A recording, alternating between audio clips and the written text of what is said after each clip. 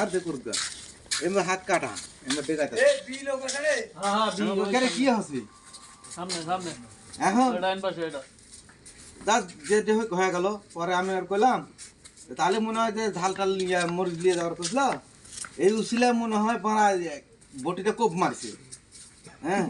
এই কথা আমি কইলাম পরে দেখি আমি কইতে থাক পরে কথা কব নি দিল কাটিয়ে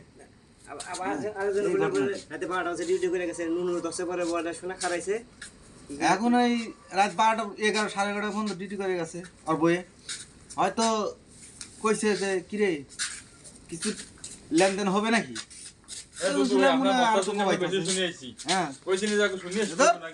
আমার শরীর কুলাতেছে না আর ওই ভাব করতে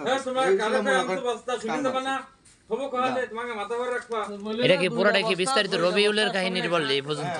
বিস্তারিত রবিউলের কাহিনী বললাম লাস্টে তো নেছে তো না এটুকু জানি আর কি। আচ্ছা বুঝতে পারছি বিষয়টা কি হয়েছে।